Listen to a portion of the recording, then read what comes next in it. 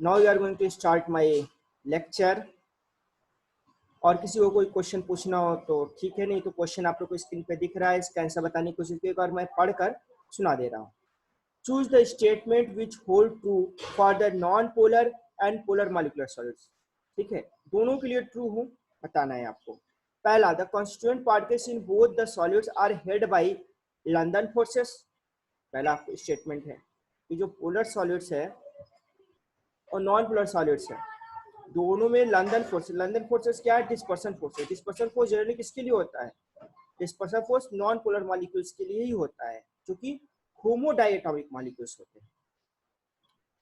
तो इसमें थोड़ा सा डाउट है कि दोनों के लिए लंदन फोर्सेस हो जरूरी नहीं है।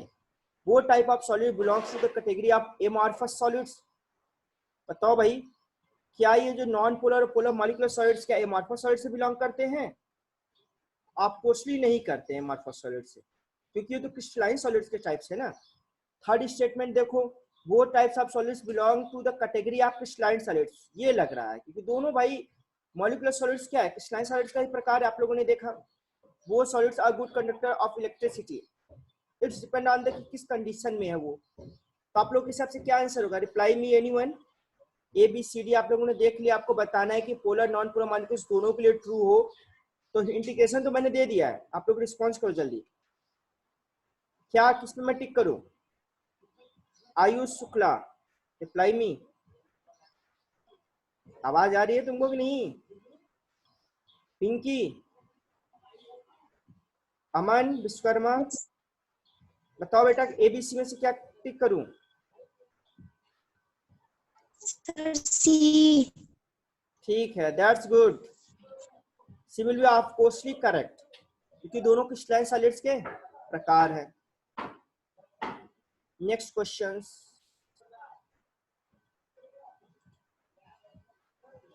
The heat of vaporisation of H2O water है, C2H5 एथेनॉल है, CS2 कार्बन डाइसल्फाइड है।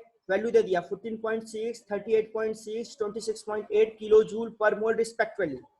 हीट ऑफ वेपराइजेशन मतलब क्या? कितना किलो जूल पर मोल एनर्जी हम देंगे? 40.6 किलो जूल पर मोल, तो वाटर वेपराइज हो जाएगा। इथेनॉल वेपराइज होने के 38.6 किलो जूल पर चाहिए, और कार्बन डाइसल्फाइड को वेपराइज करने के लिए हमको 26.8 किलो जूल पर मोल चाहिए। ठीक है, then the order of decreasing intermolecular forces in this liquids are. The order of decreasing intermolecular forces. अब देखो, वेपराइजेशन होने के लिए क्या चाहिए बेटा? वेपराइजेशन एनर्जी उसकी ज्यादा होगी जिसमें इंटरमॉलिक्यूलर फोर्सेस ज्यादा होगी। यानी H2O की बात करें तो इसका हाँ, anybody want to give answer? 4 option है। ए में भी पॉसिबिलिटीज एक ही है, मुझे भी लग रही है। Then the order of decreasing intermolecular forces in this liquids, intermolecular force decrease करेगा तो इंटरमॉलिक्यूलर सबसे ज्यादा किसमें होगा? जिसकी वेपराइजेशन एनर्जी ज्यादा होगी। क्यों? क्योंकि जो बॉन्ड है उसको ब्रेक करेंगे। इंटरमॉलिक्यूलर फोर्सेस मतलब क्या होता है? एक मॉलिक्यूल्स का दूसरे मॉलिक्यूल्स की करस्पॉन्डिंग लगा हुआ फोर्स, एक कंपाउंड के अंदर नहीं, एक H2O का दूसरे H2O से। यदि एक H2O को दूसरे H2O से हम तोड़ेंगे तभी तो वेपराइज होगा, यानी सबसे ज्यादा किसका होगा? वाटर का ही होगा। और फिर ethanol according to the given energy, simple A जिसने बताया बहुत सही बताया है, दैट्स करेक्ट।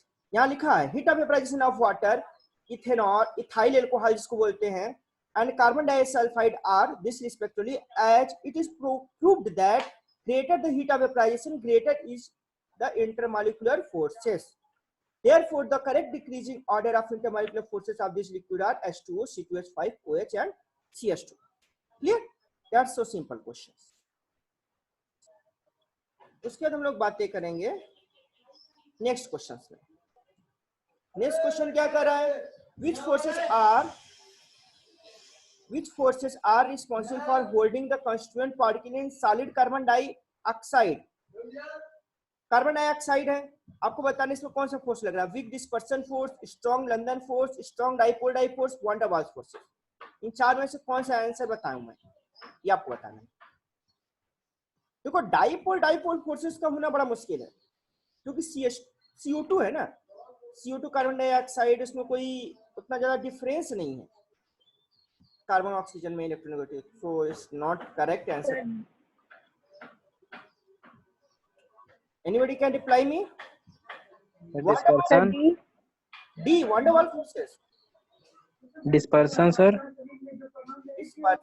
डिस्पर्सन भी हो सकता है. देखो डिस्पर्सन और लंदन फोर्स तो एक ही है, चाहे डिस्पर्सन बोल दो चाहे लंदन बोल दो, वीक है कि स्ट्रांग ये बताना है. और वांडर वाल्स की बात करोगे तो वांडर वाल्स के अंतर्गत ही आपका डिस्पर्सन, लंदन, डाइपोल सब आता है. वांडर वाल्स भी हो सकता है, देखते हैं. That's not correct. तो डिस्पर्सन में वीक लगाएं कि स्ट्रांग लगाएं? Carbon week. वीक होना चाहिए. That's correct. कोई रिप्लाई किया है? कौन रिप्लाई किया है भाई? अभी रिप्लाई किया है एकदम. ठीक है, नेक्स्ट क्वेश्चन. सॉलिड्स, प्लास्टिक क्या ये सॉलिड्स है? Question mark. Fibre glass, quartz, PVC. इसका आंसर तो बहुत सिंपल क्वेश्चन है. ये क्या है? ये कौन है भाई? Music background. क्वार्ट्ज. क्वार्ट्ज होगा, करेक्ट. ऑफकोर्सली करेक्ट. ठीक है, next question. The stability of the solid state can be explained bye. Solid state की स्टेबिलिटी किस चीजों से एक्सप्लेन की जा सकती है? पहला, high thermal energy and strong intermolecular forces. देखो थर्मल एनर्जी करता क्या है? इंटरमॉलिक्यूलर फोर्सेस को वीक करता है और मॉलिक्यूल्स दूर दूर जाते हैं. ठीक है. और स्ट्रॉन्ग इंटरमॉलिक्यूलर फोर्सेस क्या होता है? मॉलिक्यूल्स को पास पास लाते हैं. यानी थर्मल एनर्जी का हाई होना तो सही बात नहीं है, स्ट्रॉन्ग इंटरमॉलिक्यूलर फोर्स होना सही बात है. Second, low thermal energy strong molecular forces, possibilities है. Low thermal energy and weak intermolecular forces, possibilities भी नहीं लग रही है. High thermal energy and weak intermolecular, B correct. Which of the following is true for nickel? Nickel आप जानते हो, nickel क्या है? सॉलिड्स है. आपको बताना है ये कैसा सॉलिड्स है. It is an amorphous in nature. It is amorphous in nature. ये बात सही गलत आपको बताना है. Thermal conductivity is due to the presence of ions. इसमें थर्मल कंडक्टिविटी होती है. टेम्परेचर मतलब टेम्परेचर का conduction. It so covalent bonding. क्या इसके अंदर कोवेलेंट बॉन्डिंग है? और लास्ट है the metallic cluster is due to the presence of loosely bond balance electron. क्या आंसर होगा इसका? बी रिप्लाई किए हैं एच. और भी बच्चे रिप्लाई कर रहे हैं. तो इसका आंसर तो भाई क्या होगा? देखो एक तो बात मैं आपको बता दी, ये एमॉर्फस तो नहीं है. ये तो किस सर डी होगा. डी के चांसेस मुझे भी लग रहे हैं. देखो कोवेलेंट बॉन्डिंग नहीं है इसके अंदर, मेटालिक बॉन्डिंग है क्योंकि ये मेटल भी है. सॉलिड के अलावा क्या है? मेटल भी है. और thermal conductivity is not correct answer, लग नहीं रहा है. तो आपको इसलिए डी है. ग्रेफाइट इज, इसका आंसर दे दो तो जानेंगे आप लोग पढ़ाई के रिवाइज किए हो. Microcrystalline, super cooled liquid, network solid या जेल. इसका मैं कुछ भी हिंट नहीं करूंगा, इसका रिप्लाई मुझे अभी राइट नाउ चाहिए.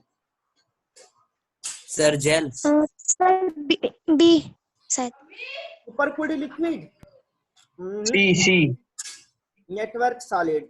जिसने नेटवर्क सॉलिड बोला है उसके चांसेस हैं और यही होगा क्योंकि ये क्या है? ग्रेफाइट सॉलिड है. और कैसा सॉलिड है? क्रिस्टलाइन है. तो सुपर कूल्ड लिक्विड हो गया तो एमॉर्फस हो गया, बात यही खत्म हो गया. और जेल है तो भी एमॉर्फस है, इसलिए खत्म हो गया. माइक्रो क्रिस्टलाइन के बारे में सोच सकते थे लेकिन आपने डायमंड और ग्रेफाइट साथ साथ पढ़ा है तो दोनों क्या है? नेटवर्क सॉलिड है. फर्क क्या है? एक बॉन्ड का फर्क है. ये आप लोग ये समझ रहे हो. ये हो गया आप लोगों का फर्स्ट पार्ट सॉलिड स्टेट का. ठीक है, अब हम लोग सेकेंड पार्ट में आते हैं. ये प्लेलिस्ट है. अच्छा लगता है, मैंने फुल स्क्रीन नहीं की. अच्छा ठीक है. Chemistry class. Oh no. अब हम लोगों ने characteristics and classification of solids देख लिया. अब हम लोग देखेंगे crystal, lattice and unit cell. ये यूनिट सेल क्या होता है? ये बहुत ही इंटरेस्टिंग है. तो आपको सॉलिड स्टेट के स्ट्रक्चर्स के बारे में समझने में हेल्प मिलेगी. तो जैसा कि हम लोग हर बार करते हैं, आप लोग क्या चाहते हो, पहले मैं पीपीटी एक्सप्लेन कर दूं कि पहले वीडियो लेक्चर चालू करूं? Reply me. पीपीटी से मैं खुद एक्सप्लेन करूं कि वीडियो से एक्सप्लेन करूं? पहले हमारे हिसाब से तो वीडियो से ज्यादा बेटर रहेगा, पहले थोड़ा आउटर आइडिया मिल जाएगा जल्दी में, फिर पीपीटी से अच्छे से एक्सप्लेन करेंगे, किया जाएगा, कुछ नई बातें सीखने को मिल सकती हैं। ठीक है, और आप लोग का 20 को जो टेस्ट होने वाला है, आज कितना दिन रह गया है, तो सॉलिड स्टेट भी आधा पूछूंगा और पूरा का पूरा सॉल्यूशन तो रहेगा ही। 8 चैप्टर मान लीजिए, कोशिश करेंगे चैप्टर कंप्लीट हो जाए, लेकिन लग नहीं रहा है कि हो पाएगा। Hello sir. हाँ बोलो। सर सॉलिड चैप्टर आएगा, मतलब सीबीएसई कट नहीं कराई है? नहीं कराई है, मैंने राहुल सर से बात किया था, तो उन्होंने मुझे एक उसका पीडीएफ भेज दिया था कि सॉलिड स्टेट चैप्टर को ऐड कर दिया गया है, ऐसा नोटिफिकेशन है। क्या किया गया है सर? सॉलिड चैप्टर को इस बार ऐड कर दिया गया सिलेबस में, सॉलिड स्टेट को। लेकिन एक दूसरी नोटिफिकेशन से संभावना ये है कि चूंकि लॉकडाउन की वजह से तुम लोग की पढ़ाई नहीं हो पाएगी, तो 30% तक सिलेबस कट करने के चांसेस नहीं आ सकते हैं। लेकिन अभी तक कोई नोटिफिकेशन नहीं है, तो हम लोग पूरा सिलेबस कवर करने का प्लानिंग कर रहे हैं, एज ए सॉलिड स्टेट को पढ़ा जाए। क्योंकि मान लीजिए सिलेबस कट भी हो जाता है, तो आपके फ्यूचर में कॉम्पिटिटिव एग्जाम में भी बहुत इंपॉर्टेंट रोल प्ले होगा। यस, सॉलिड स्टेट को हल्के से नहीं लेना है, ठीक है? यस जो लगता नहीं काफी टाइम ले रहा है। क्या हो गया, नेट को, नेट आर स्लो।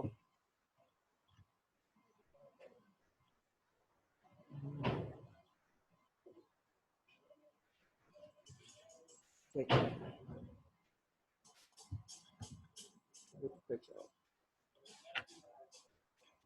मैं यहाँ से वाईफाई का कनेक्शन चेक करता हूँ। कनेक्ट,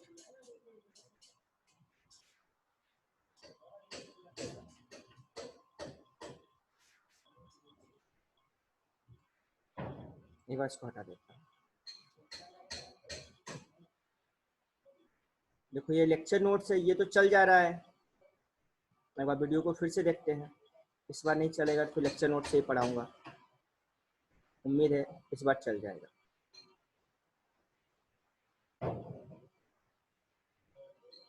बहुत ज़्यादा नेट रिक्वायरमेंट है वीडियो को। तो आप लोगों को कोई और क्वेश्चन पूछना है तब से? ये वीडियो ओपन होने वाला है जल्दी, I hope will start soon.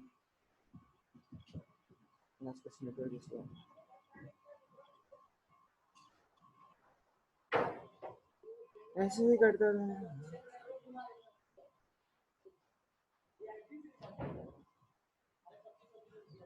Aman Vishwakarma raise hands, बोलो अमन, कुछ पूछना है?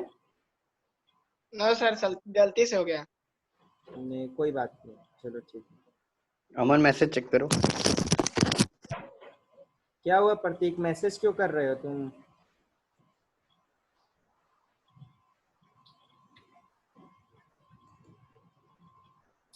चलो हम ऐसा करते हैं, पीपीटी से पढ़ाते हैं, नेट जब सही हो जाएगा तो पढ़ाएंगे, वीडियो दोबारा ट्राई करते हैं, ठीक है? तो crystal lattice and unit cells क्या होते हैं? क्रिस्टल लैटिस होता है कि क्रिस्टल का कंप्लीट स्ट्रक्चर, जो उसका लैटिस मतलब होता है नेटवर्क, जाल, जो कंप्लीट बनाता है उसको क्रिस्टल लैटिस बोलते हैं। और यूनिट सेल क्या होता है? क्रिस्टल लैटिस, जैसे कि हम लोग बोलते हैं building block of the cell is the building block of the body, human body, उसी तरह से क्रिस्टल लैटिस का भी कोई एक बिल्डिंग ब्लॉक होगा, स्मॉलेस्ट पार्ट होगा जो उससे मिलता जुलता होगा, उसी को यूनिट सेल बोलते हैं। अभी हम लोग आगे इसके बारे में देखते हैं। तो दिस टॉपिक कवर्स, इस टॉपिक से हम लोग क्या कवर करेंगे? Characteristics of a crystal lattice, crystal lattice के क्या क्या कैरेक्टरिस्टिक्स हैं, the meaning of a unit cell का क्या मतलब है, characterization of unit cell and their possible variation, कि कैसे कैसे यूनिट सेल को हमने कैरेक्टराइज किया है और उसका वेरिएशन क्या क्या पॉसिबल है। एनसीईआरटी बुक में पूरा टेबल बना के दिया हुआ है कितने टाइप का क्रिस्टल लैटिस होते हैं।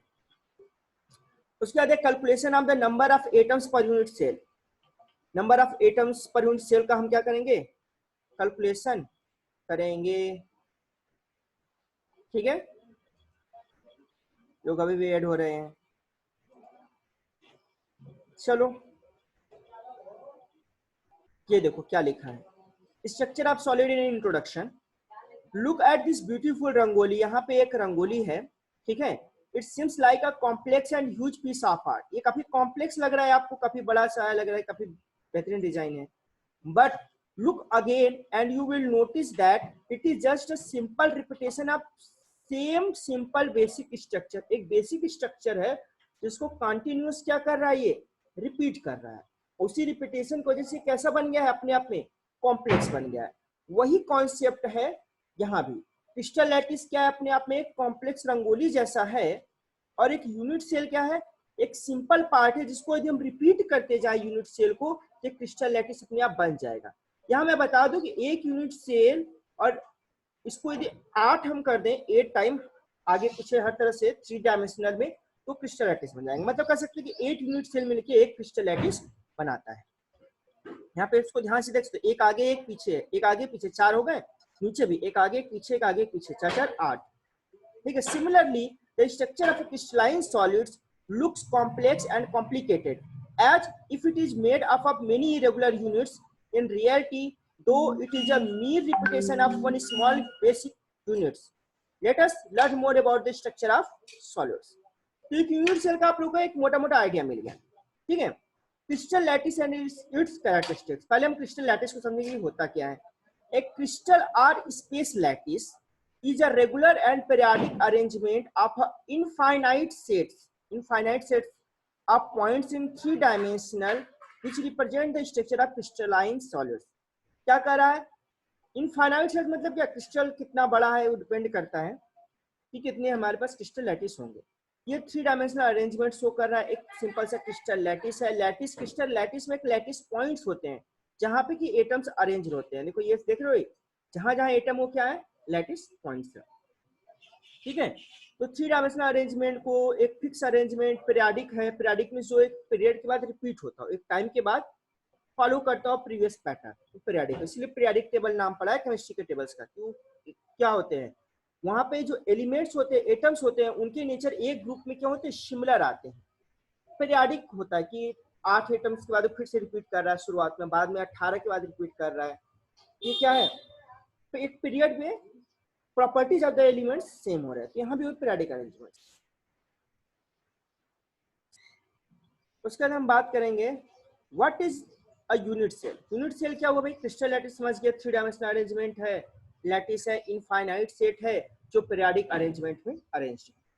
अ unit cell is the smallest component of the space lattice which when repeated in different direction produce a complex crystal lattice. यदि इसकी यूनिट सेल को हम रिपीट करें डिफरेंट डायरेक्शन में, तो एक क्रिस्टल लैटिस हमारा क्या होगा, बन जाएगा। तो ये दिख रहा है कि यूनिट सेल है और ये आपका क्रिस्टल लैटिस हो गया। ये समझ में आ रहा है ना। ये यूनिट सेल है क्या, एक सिंपल सा बेसिक क्यूब, जानते हो ना क्यूब, जहां पे क्या होते हैं, विड्थ, हाइट एंड लेंथ, 3 चीज होते हैं। लेकिन इस क्यूब में क्या होता है, तीनों बराबर, क्यूबाइड में अलग हो सकता है लेकिन क्यूब में सेम होते हैं। यानी इसकी लेंथ ए तीनों साइड से होती है। पहले axial length A B C बोल दिया, लेकिन यहाँ पे ए बी सी बराबर है। एंगल को अल्फा बीटा गामा बोल दिया, यहाँ पे अल्फा बीटा गामा भी आपस में क्या है, बराबर है। So there are 2 parameters that define a given unit cell: axial distance and axial angle. Axial distance क्या है, लेंथ along 3 edges, मतलब x एक्सिस पे जो लेंथ होगा उसको a बोल दिया, y एक्सिस पे जो लेंथ होगा b बोल दिया, और z एक्सिस पे जो लेंथ होगा उसको क्या बोल दिया, c बोल दिया। ठीक है, लेकिन एक क्यूब में तीनों बराबर होते हैं। एक्सियल एंगल की बात करें, measure of angle between the different axes. Axes क्या होता है, इसकी जो एक साइड्स होती है। कर आप देखो ये अल्फा का कहा, अल्फा किस एंगल को बोल रहा है, सी और बी के बीच के एंगल को अल्फा बोल रहा है, सी और ए के बीच में बीटा बोल रहा है, ए और बी के बीच में गामा बोल रहा है। ये अल्फा बीटा गामा, ये 3 एंगल्स हैं जो तीनों एजेस के बीच में बारी बारी से बन रहे हैं। एक्स वाई जेड एक्सिस से आप लोग परिचित हो गए। अब यूनिट सेल के टाइप्स के बारे में जान लेते हैं। हमने यूनिट सेल जान लिया, यूनिट सेल क्या होता है, क्रिस्टल लैटिस क्या होता है। अब यूनिट सेल कितने तरह के होते हैं, यूनिट सेल 2 तरह के होते हैं, एक प्रिमिटिव होता है, दूसरा सेंटर्ड होता है। Primitive means very simple, basically very basic structure को समझना आसान होगा, क्योंकि सेंटर में थोड़ा कॉम्प्लेक्सिटी आ जाती है। इसमें 3 तरह के सेंटर्ड होते हैं, एक इंड सेंटर्ड, दूसरा बॉडी सेंटर्ड, तीसरा face centred. End, body and face.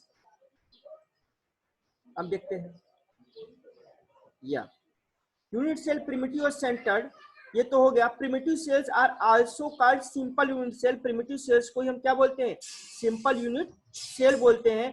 The constituent particle in primitive cells are present only at the corner. जो कॉन्स्टिट्यूएंट पार्टिकल्स होते हैं प्रिमिटिव यूनिट सेल में केवल कॉर्नर में प्रेजेंट होते हैं। तो कितने कॉर्नर होते हैं क्यूब में भाई? 8 कॉर्नर होते हैं। 1 2 3 4 5 6 7 8, आप ये काउंट कर सकते हैं। जहां जहां बॉल है ब्लू कलर का, वो क्या है? 8 कॉर्नर है क्यूब्स के। तीन ही कॉर्नर पे एटम प्रेजेंट रहेगा, तो क्या है? मेरा सिंपल यूनिट सेल है, जिसको बोलते हैं प्रिमिटिव यूनिट सेल। इतना क्लियर हो गया? ठीक है। अब हम बात करते हैं types of primitive unit cells. Primitive unit cells कितने प्रकार के होते हैं भैया? प्रिमिटिव यूनिट सेल तो आप समझ गए, लेकिन इसके भी टाइप्स होते हैं। तो एनसीईआरटी में सिंपल सा टेबल बनाया बहुत बढ़िया सा, उस 7 टाइप्स के होते हैं। इन 7 टाइप्स के कभी एग्जाम में या कॉम्पिटिटिव एग्जाम में क्वेश्चन बन जाते हैं 1 मार्क्स के।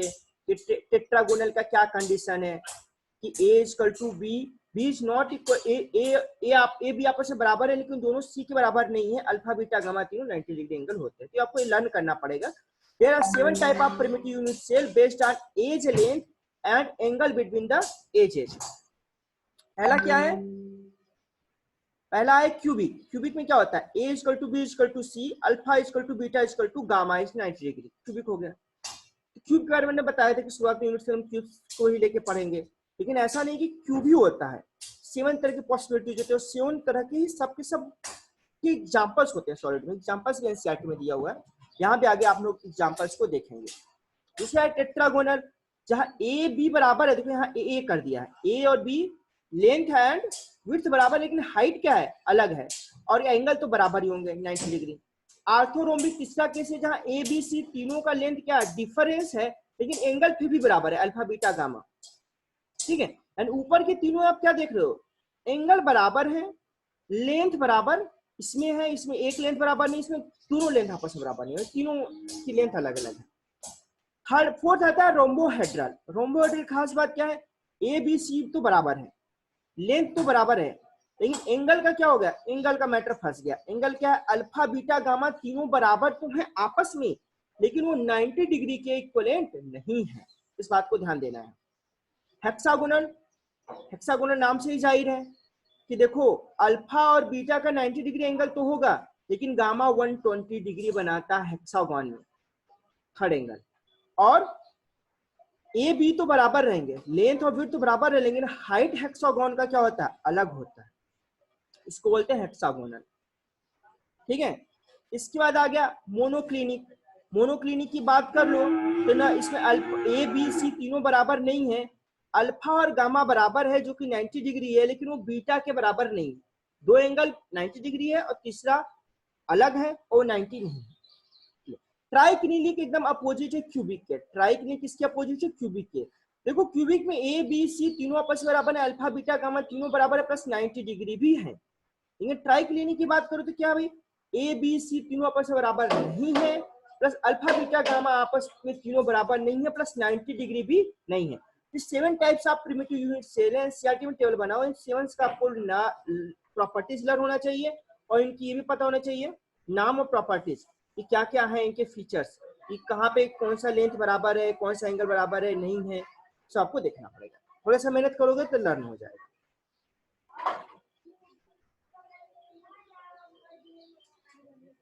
ठीक है।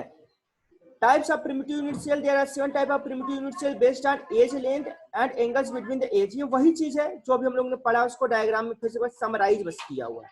ट्राइक्लिनिक देखो प्रॉपर्टीज तीनों अलग है, सब कुछ अलग है 90 डिग्री। क्यूबिक का देखो सब कुछ सेम है, तो वो सेम है, रिपीटेशन। अब सेंटर्ड यूनिट सेल की हम बात कर रहे थे, तो face centred, body centred, end centred तीन होते हैं। ठीक है। फेस सेंटर्ड की खास बात क्या है? पार्टिकल्स आर, पहले तो सेंटर्ड यूनिट सेल कहते किसे ये समझते हैं। The constant particles of a centred unit cell occupy other position in the lattice along with the corner. Primitive में क्या थे? केवल कॉर्नर में प्रेजेंट थे, लेकिन ये सेंट्रल यूनिट में कॉर्नर में तो प्रेजेंट है, उसके अलावा अदर पोर्शन में भी प्रेजेंट हैं। ठीक है, along with the corner. There are 3 type of central unit cell. अब सबसे जो सिंपल मुझे लगता है ना वो बॉडी सेंट्रल यूनिट सेल है, इसको पहले समझते हैं, फिर फेस फिर एंड। ठीक है, बॉडी सेंट्रल यूनिट सेल की हम बात करें तो particle placed at the corner of unit cell plus 1 at its body centre. देखो ये क्या है, 8 एटम तो जो है कॉर्नर पे प्रेजेंट है, 8 कॉर्नर होते हैं क्यूब के, लेकिन क्या है एक सेंटर भी है, एक क्या है आपका सेंटर है। तो जो पूरे क्यूब के एकदम सेंटर में जो है वहां पे एक एटम रख देते हैं, इसको बोलते हैं body centred unit cell. Clear? और फेस कितने होते हैं? अब एक लूडो आप लोगों ने खेला होगा बचपन में, या शायद अभी भी खेलते होगे लॉकडाउन में टाइम पास करने के लिए, लूडो किंग भी आप लोग डालते होंगे। उसमें कितने फेस होते हैं लूडो में? 6 होते हैं, हर एक फेस पे नंबर लिखा होता है 1 2 3 4 5 6। ठीक है, यहाँ भी फेस सेंटर एक क्यूब में कितने हो गए? 6 हो गए, और हर एक फेस के सेंटर में एक एक एटम है। कितने एटम हो गए? 6 एटम, 6 एटम 6 फेस पे और 8 एटम 8 कॉर्नर। इसको बोलिए फेस सेंटर यूनिट सेल। लेकिन इंड सेंटर यूनिट सेल की बात करोगे तो particle placed at the corner of unit cell plus at the centre of 2 opposite faces. क्योंकि यहाँ पे 6 फेस पे 6 फेस ऑक्युपाइड था, लेकिन यहाँ पे केवल 2 फेस ऑक्युपाइड है, एक दूसरे के अपोजिट है, चाहे ऊपर नीचे हो चाहे अगल बगल हो, लेकिन क्या हो आमने सामने होगा और एक दूसरे के क्या होगा अपोजिट होगा। यानी इसमें कितने फेस यूज करेगा? 2 फेस यूज करेगा, दूसरे के एक दूसरे के आमने सामने होगा, अपोजिट में होगा, और 8 तो कॉर्नर पे रहेगा ही रहेगा। यानी ये 3 हम लोग को क्या हो गए? Face centre unit cell, body centre unit cell, end centre unit cell. इतना समझ में आ गया सबको? अब कोई रिप्लाई कर सकता है जितना जिसको ये तीनों बात समझ में नहीं आई है पूछ सकता है, तो मैं आगे बढ़ू। ठीक है, चलो मैं ही पूछता हूँ। साक्षी समझ में आ गया? Yes sir.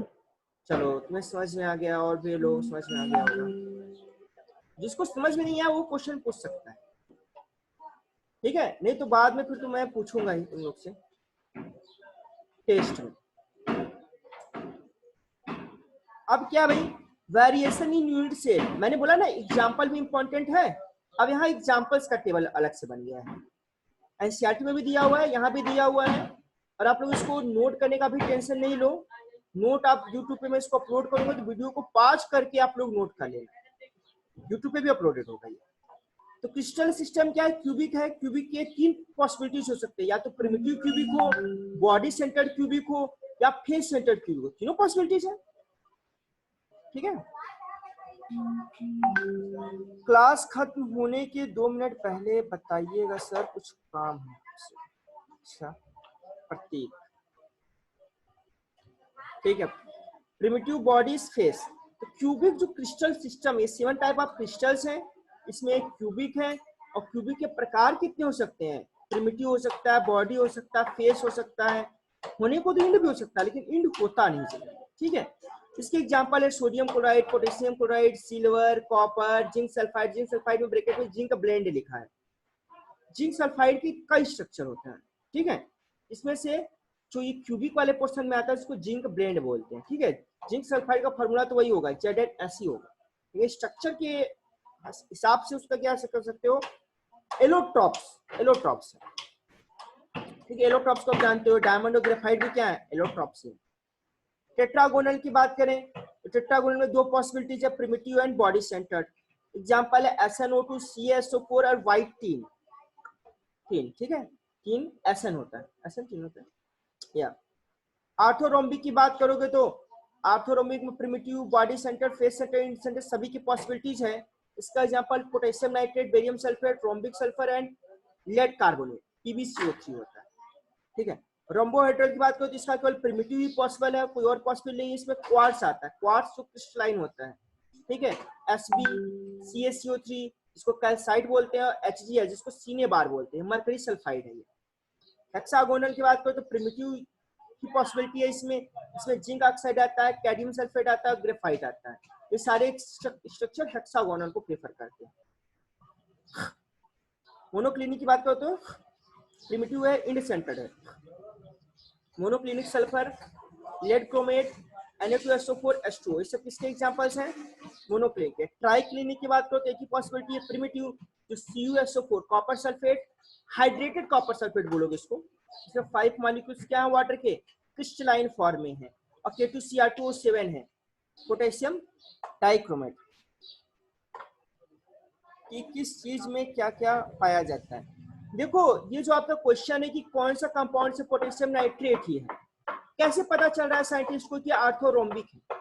Actually potassium nitrate का लोग क्रिस्टल बना रहे हैं, और उस क्रिस्टल के स्ट्रक्चर स्पेक्ट्रोस्कोपी से, वो लो स्पेक्ट्रोस्कोपी एक नई टेक्निक होती है, इसमें हम किसी चीज का स्ट्रक्चर आइडेंटिफाई करते हैं कि मॉलिक्यूल की पोजीशन कहाँ कहाँ है 3D लैटिस में।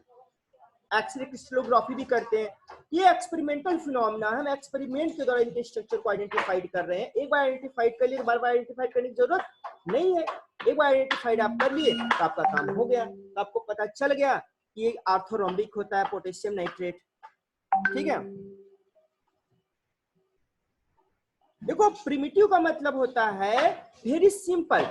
जैसे आप पढ़े हो सेल के बारे में, सेल दो तरह के होते हैं, एक प्रिमिटिव होता है जिसमें न्यूक्लियस नहीं होता था उसको, और एक होता है प्रोकैरियोटिक यूकैरियोटिक। तो प्रिमिटिव मतलब क्या, ये जहां पे केवल कॉर्नर पे एटम प्रेजेंट रहेंगे और कहीं प्रेजेंट नहीं रहेगा, केवल कॉर्नर पे प्रेजेंट रहेगा, बाकी पूरा खाली स्पेस रहेगा, वो प्रिमिटिव है, उसको सिंपल बोलते हैं। अब कोई भी अलग स्ट्रक्चर होगा तो वहां पे कॉर्नर पे तो रहेगा, लेकिन कॉर्नर के अलावा और जगह भी रहेंगे, चाहे वो फेस हो गया, चाहे वो सेंटर हो गया बॉडी का, चाहे वो इंड सेंटर हो गया, चाहे एज पर आ गया, अलग अलग पोजीशन वो गेन कर सकता है। ठीक है, सॉलिड स्टेट आप लोगों को काफी कम है, लेकिन अभी आगे आप लोग हायर क्लासेस ग्रेजुएशन पढ़ोगे तो और ज्यादा डीप में बताएगा कि एज लेंथ पे भी एटम हो सकते हैं। तो प्रिमिटिव मतलब ये समझो कि वेरी सिंपल। अब इनको कोई चीज कॉम्प्लेक्स करना हो तो सिंपल वाली पार्ट तो रहेगा ही रहेगा, उसके अलावा हम इसमें कुछ और ऐड करके इसको कॉम्प्लेक्स करेंगे। तो मैंने शुरुआत में दो टाइप होते हैं, प्रिमिटिव और सेंटर्ड। तो सेंटर का डिफिनेशन क्या था, कॉर्नर पे तो रहेगा ही रहेगा, उसके अलावा और पोजीशन पे भी रहेगा। तो तीन पॉसिबिलिटी थी, फेस, बॉडी एंड एंड। ठीक है, तो वही चीज है, ये सब एग्जांपल्स हैं, एनसीईआरटी में भी होगा, नहीं होगा तो आप लोग यहाँ से आके नोट कर लीजिएगा। और ये कॉम्पिटिटिव एग्जाम में बाय चांस ऑब्जेक्ट में पूछ देता है कि क्वार्ट्ज का कौन सा स्ट्रक्चर होता है, ऐसे करके। ठीक है, रोम्बोहेड्रल होता है, इसे आपको जानना होगा, ये बेसिक स्ट्रक्चर। अब हम अच्छा हाँ, एक चीज यही मैंने बताना भूल गया, आगे एक साइंटिस्ट आते हैं ब्रेविस लैटिस। अच्छा यहाँ देखो ये 7 टाइप ऑफ क्रिस्टल हो गए। अब ये काउंट करो, 1 2 3 3 2 5 5 4 9 10 11 12 13 14। यहाँ पे पॉसिबल वेरिएशन कितने हैं, 14 है। और ये पॉसिबल वेरिएशन को ही बोलते हैं ब्रेविस लैटिस, क्योंकि ब्रेविस नामक साइंटिस्ट ने सारे पॉसिबल वेरिएशंस को सबसे पहले बताया था लोगों को। ये ब्रेविस लैटिस है भाई, उनका नाम है Auguste Bravais, a French physics. ये फ्रेंच मतलब फ्रांस के फिजिस्ट हैं। Is well known for his work in crystallography पे इन्होंने काफी स्टडी की है। He described 14 type of lattice that came to be known as Bravais lattice. वही 14 टाइप जो भी हमने टेबल में इससे पहले देखा था।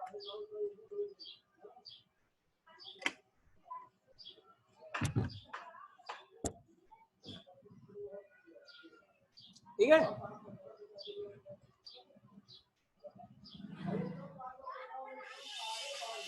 तो देखो इसका डायग्राम ड्रा कर दिया अभी जो आपने देखा था। तो क्यूबिक के 3 पॉसिबिलिटी है बेटा, cubic primitive, cubic body centre, cubic face centre. ठीक है, तो देखो क्यूबिक प्रिमिटिव मैंने क्या बताया कि केवल कॉर्नर पे एटम प्रेजेंट है और कहीं एटम प्रेजेंट नहीं है।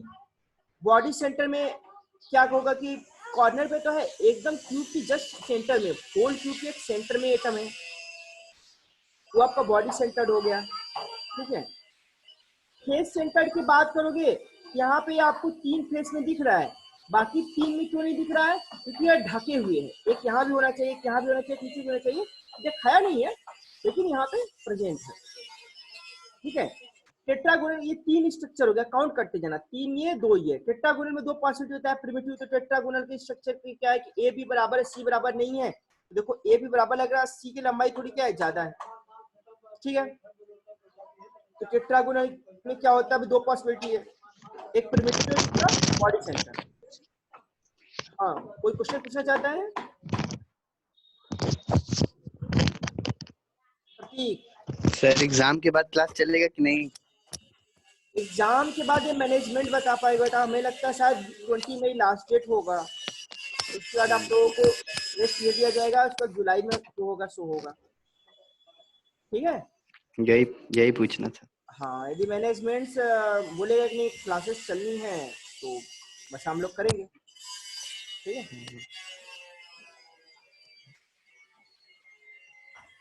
ये टेट्रागोनल हो गया, ठीक है। टेट्रागोनल में प्रिमिटिव बॉडी सेंटर दो होगा। रोम्बोहेड्रल की दो पॉसिबिलिटीज है, एक प्रिमिटिव है तो रोम्बोहेड्रल में देखो 8 कॉर्नर होंगे, तो 8 कॉर्नर पे क्या है एटम्स है, और ये हेक्सागोनल प्रिमिटिव है। अच्छा, रोम्बोहेड्रल अलग है, हेक्सागोनल अलग है। हेक्सागोनल में प्रिमिटिव एक ही प्रकार आता है, रोम्बोहेड्रल में एक ही प्रकार आता है। हेक्सागोनल में देख रहे हो ना, 1 2 3 4 5 6 एक 6 एटम का एक हेक्सागोन बना हुआ है, देख रहे हैं, नीचे भी ऊपर भी, और ये सेंटर पे है, ये हेक्सागोन एक्चुअल। तो 3 2 5 2 7 हो गया। अब 7 इस पेज पे आप लोग को मिल जाएगा। 7 3 10 और 4 14। आर्थोरोम्बिक के 4 प्रकार हैं, आर्थोरोम्बिक से ज्यादा प्रकार होते हैं। आर्थोरोम्बिक प्रिमिटिव देखो सब कॉर्नर पे है, आर्थोरोम्बिक बॉडी सेंटर एक बॉडी सेंटर पे आ गया। आर्थोरोम्बिक इंड सेंटर दो अपोजिट फेसेस पर है, और आर्थोरोम्बिक फेस सेंटर सारे फेसेस पे प्रेजेंट है, ठीक है। मोनोक्लिनिक की बात करोगे तो मोनोक्लिनिक प्रिमिटिव है, मोनोक्लिनिक इंड सेंटर्ड है। मोनोक्लिनिक की खास बात क्या है, ए बी सी तीनों बराबर नहीं है। एंगल की बात करोगे तो अल्फा बीटा बराबर है, ये ए बी नहीं है बेटा, ये अल्फा बीटा है, यहाँ पे मिस्टेक हो गया, अल्फा बीटा 90 डिग्री और यहाँ जी नहीं है, यहाँ गामा है, गामा 90 डिग्री नहीं होगा, ठीक है। तो सर इसके पहले जो सर हाँ बोलो। इसके पहले जो हेक्सागोनल प्रिमिटिव था उसके अपोजिट साइड में दो थे ना? हाँ, यहाँ पे ये इंड फेस जैसा है ना, ये एक फेस है हाँ जिसको, वही बोल रहे थे। हाँ तो ये हेक्सागोनल तो यहाँ रहता है, ये बीचों बीच में एटम प्रेजेंट रहता है हेक्सागोन में, ठीक है। तो हेक्सागोन के बारे में ज्यादा डिटेल्स में नहीं पढ़ना है आप लोग को, जो ज्यादा डिटेल्स में पढ़ना है वो यही 3 पढ़ने हैं, cubic primitive, cubic body centre, cubic face centre. और शायद हेक्सागोन हो, मुझे चेक करना पड़ेगा। मेनली आपको 3 के बारे में डिटेल्स पढ़ना है कि इसके अंदर कितने इम्पटी स्पेस हैं, कितने वायर्ड्स हैं, वायर्ड्स क्या होते हैं आगे बताया जाएगा, ठीक है। जेपी आर ज्वाइनिंग, ठीक है। ये मोनोक्लिनिक हो गया। ट्राइक्लिनिक प्रिमिटिव की बात करें हम तो ट्राइक्लिनिक का स्ट्रक्चर देखो, ये तो जान ही रहे हो, इसका इकलौता ऑप्शन है प्रिमिटिव है, कोई और ऑप्शन नहीं है। तो 14 ये क्या हो गया, ब्रेविस लैटिस हो गया। अब क्या है representation of unit cell. Unit cell को हम रिप्रेजेंट कैसे करते हैं, क्या क्या तरीके हैं भैया? 3 तरीके हैं। पहला ओपन स्ट्रक्चर है, ठीक है, हम एकदम ओपन एकदम उसको बनाएं। देखो यहाँ पे एकदम ओपन हम ऐसे एक क्यूबिक क्यूब बना दें और क्यूब के किनारे किनारे हम यदि 8 बॉल रख दें, ये मेरा open structure. Actual size the particle not show, यहाँ पे एक्चुअल साइज पार्टिकल का शो नहीं किया जा रहा है, यहाँ आपको एक कॉर्नर पे दिखा रहा है, लेकिन एक्चुअल साइज नहीं। तो एक्चुअल में क्या होता है कि ये जो ये क्यूब का बॉल है, ये पूरा का पूरा एक क्यूब का बॉल और दूसरा क्यूब का बॉल आपस में क्या होते हैं, एक दूसरे को टच करते हैं। जैसे कि मान लो ये बॉल एक्चुअल में इतना बड़ा होता है, थोड़ा और बड़ा, थोड़ा गलत बन गया है, ये बॉल इतना बड़ा बनेगा और दूसरा वाला बॉल भी इसी तरह से इतना बड़ा होगा, ठीक है, एक दूसरे को टच करेगा। ये टच वाला जो कॉन्सेप्ट है ये आपको कहाँ दिखेगा, स्पेस फिलिंग में। देखो रहे हो यहाँ पे 8 बॉल है, यहाँ भी 8 बॉल है, 1 2 3 4, ये 1 है, ये पीछे 2 है, ये तीसरा है, ये चौथा है, ये 5वां और पीछे 6ठा, ये 7वां, ये 8वां। देख रहे हो यहाँ 8 बाल आपस में एक दूसरे को टच कर रहे हैं, लेकिन कुछ बाल का जो एरिया है वो क्यूब के बाहर भी है। जो कॉर्नर पे एटम है वो क्यूब के बाहर भी है और क्यूब के अंदर भी है। क्यूब में एक्चुअल कितना पोर्शन जा रहा है उसके लिए तीसरा मेथड आ गया, एक्चुअल पोर्शन डायग्राम। तो मैंने क्यूब तो बनाया, अब क्यूब का ये जो कॉर्नर वाला एटम है, ये कॉर्नर वाला एटम पूरे के पूरे क्यूब को तो कवर कर नहीं रहे, जो पोर्शन कवर कर रहा है केवल उसी पोर्शन को शो किया गया, इसी को बोलते हैं एक्चुअल पोर्शन। ये 3 तरीके हैं। सबसे सिंपल समझाने के हम लोग आपको ओपन स्ट्रक्चर ड्रॉ करते हैं। जब हम इसके अंदर बताएंगे कितने वायर्स होते हैं, कितना पोर्शन उसका क्यूब का एक यूनिट सेल में कितने एटम एक्चुअल में हैं। अब यहाँ पे देखो 8 एटम कॉर्नर पे है, ये नहीं कर सकते कि एक यूनिट सेल में 8 एटम है, क्योंकि एक एटम का पूरा पोर्शन कंट्रीब्यूट नहीं कर रहा है। एक्चुअल में हम बताया तो ये इसका 1/8 पोर्शन है, 8वां हिस्सा ही कंट्रीब्यूट कर रहा है। और इस तरह से हम कह सकते हैं कि एक प्रिमिटिव यूनिट सेल में केवल एक ही एटम होता है। एक प्रिमिटिव यूनिट सेल में केवल एक ही एटम होता है, क्योंकि 1/8 करके 8 कॉर्नर पे एटम है, तो ओवरऑल कंट्रीब्यूशन एक हुआ कितना, एक ही एटम का होगा। ये भी आगे क्लियर हो जाएगा, कोई परेशान होने की जरूरत नहीं। अभी आप ये समझो रिप्रेजेंटेशन ऑफ यूनिट सेल की बात कर रहे हैं, तो 3 प्रकार के होते हैं, open structure, space filling and actual portion. ठीक है, उसके हम बात करेंगे number of atom in a simple cubic cell. Simple cubic cell मैंने बताया कि प्रिमिटिव यूनिट सेल की बात कर रहे हैं। तो देखो open structure showing 8 corner particles, आप काउंट कर सकते हो, देख लो। स्पेस फिलिंग स्ट्रक्चर की बात करो तो देखो ये स्पेस फिलिंग स्ट्रक्चर है कि एटम्स मैंने बना दिया और क्यूब सेंटर पे बना दिया है। लेकिन देखो वो जो बात मैंने अभी पिछले स्लाइड बताई, देखो यहीं पे लिखा है 1/8 एटम। तो ये कॉर्नर पे एटम है, अपना पूरा का पूरा स्फीयर कंट्रीब्यूट नहीं कर रहा है, 1/8वां हिस्सा कंट्रीब्यूट कर रहा है, बाकी 7/8 पोर्शन अदर क्यूब में है, दूसरे सटे हुए क्यूब्स में कंट्रीब्यूट कर रहे हैं। समझ आ रहा है ना? यानी number of atom in corner पे तो आपके 8 एटम हो गए, लेकिन total number of atom in one unit cell बोलेंगे 8 × 1/8 करेंगे equal to 1 atom.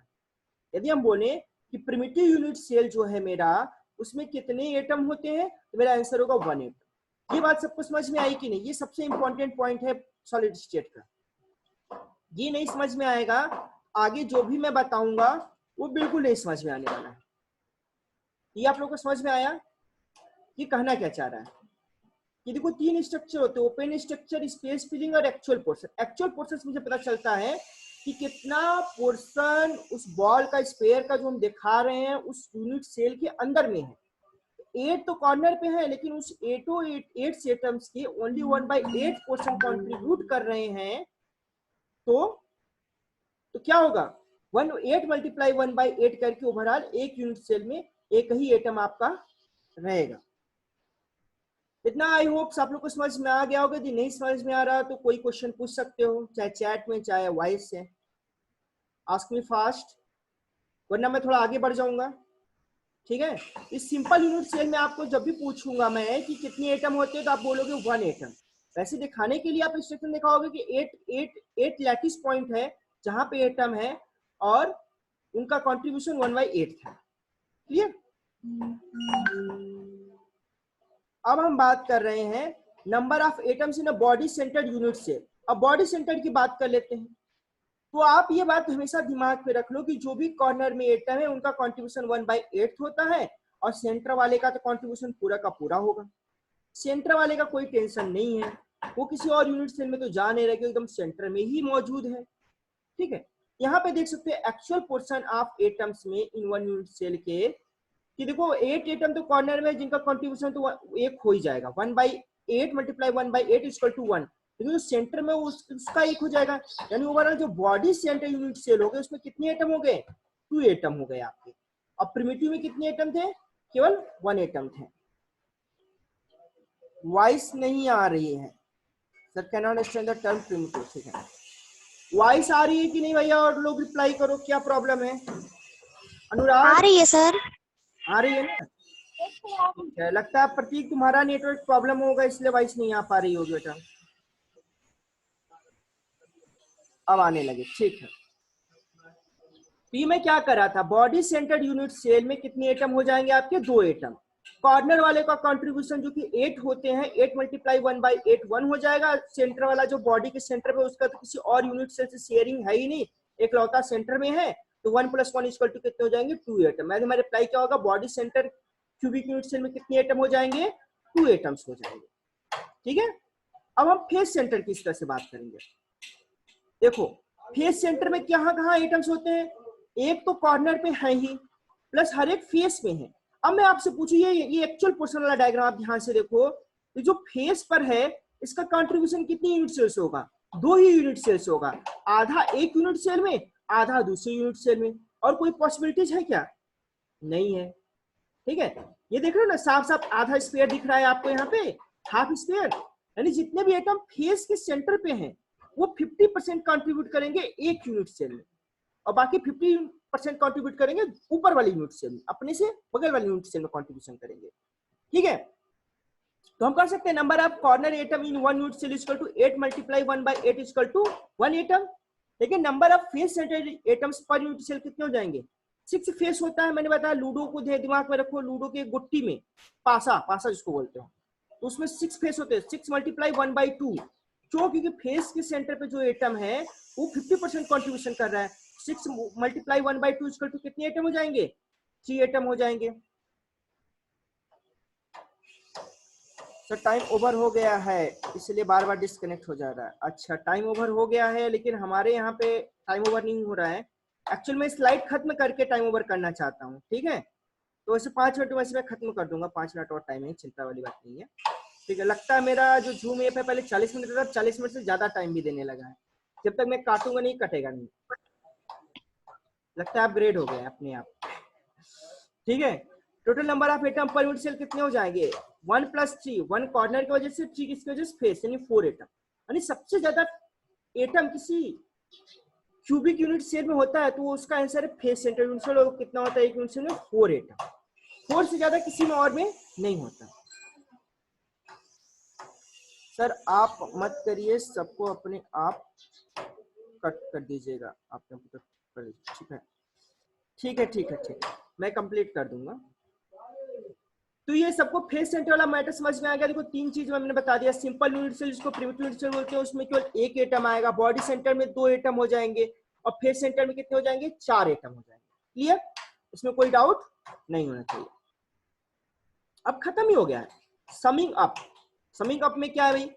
Number of atom per unit cell 1 in simple cubic cell, 2 in body centre cubic unit cell and 4 in face centre cubic unit cell. ये आपको याद कर डालना है। और कैसे है कंट्रीब्यूशन ये भी आपको डायग्राम समझना है, ठीक है? कॉर्नर का 1/8 होता है, फेस का 1/2 होता है, बॉडी सेंटर का तो कंप्लीट होता है, तो कोई शेयरिंग नहीं। क्विक रिकैप में आ गए हैं, ठीक है? एक बार समअप कर देते हैं आज के लेक्चर को, बाकी कल मैं फिर वीडियो से पढ़ाऊंगा, फिर क्विज करा दूंगा, ठीक है? ये वाला पोर्शन भी कंप्लीट हो जाएगा। और आप लोग एनसीईआरटी से प्लीज रिवाइज कर लेना। A definite and regular 3D arrangement of a constituent particle in space is called a crystal lattice. A definite and regular 3D arrangement of constituent particles in space is called crystal lattice. जो 3-dimensional arrangement है constituent particles का, उसी को crystal lattice बोलते हैं। A unit cell is the smallest repeated unit in a crystal lattice. जैसे body का, human body का या किसी लिविंग थिंग्स का स्मॉलेस्ट पार्ट क्या होता है? सेल होता है। एक बिल्डिंग का स्मॉलेस्ट यूनिट क्या होता है? ईटा होता है। उसी तरह से हाँ बेटा लारे, क्वेश्चन पूछना है क्या? Ask me. रेज हैंड किया था आपने। सर वो गलती से कट गया है। अच्छा कोई बात नहीं। देखो ये तरीका है कि जब भी आप कोई क्वेश्चन पूछना तब रेज हैंड कर देना, तो मैं समझूंगा आप क्वेश्चन पूछ रहे हो, पूछना चाहते हो। ऐसे मैं बोल रहा हूँ बीच में बोलोगे तो आवाज ओवरलैप हो जाएगा ना, ठीक है? सबके लिए इंस्ट्रक्शन है। Unit cell is the smallest repeated unit cell in a crystal lattice. The 3 type of unit cell होते हैं। एक 3 टाइप यहाँ लिखा है, एक्चुअली सॉरी यहाँ 2 टाइप होना चाहिए, यहाँ 3 लिखा गया बाय मिस्टेक, ये टाटा क्लास वाले गलत लिख दिए हैं। Primitive unit cell which have constant particle located only at the corner, उसको बोल दिया प्रिमिटिव यूनिट सेल। और centre unit cell which have constant particle located at other position along with the corner position. Other position पे भी है लेकिन corner पर भी है, उसको सेंट्रल यूनिट्स बोलते हैं। मेनली 2 टाइप्स हो गए। अब सेंटर यूनिट सेल्स के 3 टाइप्स हो गए, सिंपल, बॉडी एंड फेस। अच्छा 3 टाइप्स बोलने का मतलब यही था इसका, सिंपल, बॉडी, फेस। सिंपल अपने आप में प्रिमिटिव हो गया और बॉडी सेंटर, फेस सेंटर किसके प्रकार हो गए? सेंट्रल यूनिट सेल के प्रकार गए। ओवरऑल ऐसे देखोगे 3, लेकिन वैसे मोटा मोटा बोलोगे तो 2 ही टाइप्स होते हैं, प्रिमिटिव और सेंटर। सेंटर को फर्दर डिवाइड किए हैं 2-3 किसमें बोलते हैं? Body centre, face centre and end centre. एक इंड सेंटर भी होता है, लेकिन यहाँ पे आपके सिलेबस में जो है आपको यही 3 चीज पढ़ना है, सिंपल, बॉडी एंड फेस। अच्छा आप लोगों के लिए होमवर्क है, इंड सेंटर क्यूबिक सेल का स्ट्रक्चर आपने देखा है, उसमें बता सकते हो कितने एटम कंट्रीब्यूट किए हैं, ये आपको बताना है। इंड सेंटर का डायग्राम मैं आपको कहो तो दिखा दूं। इंड सेंटर वाला कहाँ गया? एक सेकेंड, लैटिस है सर इंड सेंटर में 2 एटम। Correct, that's good. ये इंड सेंटर है। 8 आपके कॉर्नर पे है, 1/8 × 8 = 1, और ये 2 क्या है? फेस पर है, दो एंड पर है अपोजिट डायरेक्शन में, तो 1/2 1/2 1/2 मल्टीप्लाई 2 2 हो जाएगा। That's good thinking. ठीक है, अब हम सम अप में आ गए हैं। क्विक रिकैप चल रहा था, मुझे लगता है क्विक रिकैप भी हो ही गया है, इस सब मैं बता ही दिया हूँ, क्विक रिकैप में कुछ है नहीं। काउंट डाउन की बात करें, there are 14 different type of space lattice known as Bravais lattice. कौन कौन से होते हैं मैंने बता दिया है, बुक में भी दिया होगा। The number of atom in unit cell varies depending on the type of unit cell. बताया सिंपल क्यूबिक यूनिट सेल में 1 एटम होगा, बॉडी सेंटर यूनिट सेल में 2 एटम होगा, फेस सेंटर यूनिट सेल में 4 एटम्स होगा। इसके बाद ये periodic table and unit cell, ये एक प्रोजेक्ट टाइप का वर्क है, ये आप लोग किसी काम का नहीं है। आज के लिए इतना ही, ठीक है। अब मैं रिकॉर्डिंग